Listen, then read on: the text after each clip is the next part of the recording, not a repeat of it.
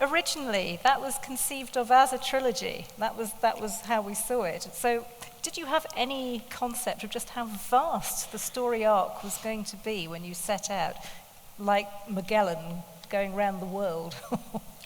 I didn't. No, I thought it could be a trilogy. It was initially proposed to be a Game of Thrones, A Dance with Dragons, and Winds of Winter with 3 initial titles. There was a period there where I thought I'd never get to A Dance with Dragons because the second book became the third book, and then it became the fourth book, and then it became the fifth book. But I finally did get it out as the fifth book. And even then, I didn't get everything into it that I had originally thought when it was going to be a trilogy. The tale grew in the telling. Fortunately, I had Tolkien to come up with that wonderful phrase. It's all very well to discuss some of these things in outline, but then when you actually sit down and write them, other thoughts occur to you, secondary characters come in, you think of an interesting subplot, and suddenly the stew is much richer, but it also takes more bowls to fill it up.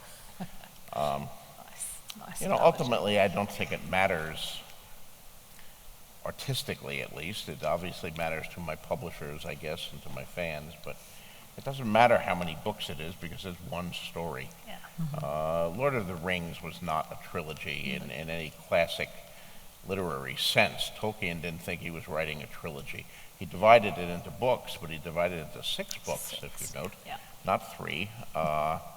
He thought he was writing one book, but it was so much longer than the other books of the 1950s that his publisher, Allen and Unwin, I believe, decided that they would make it a trilogy.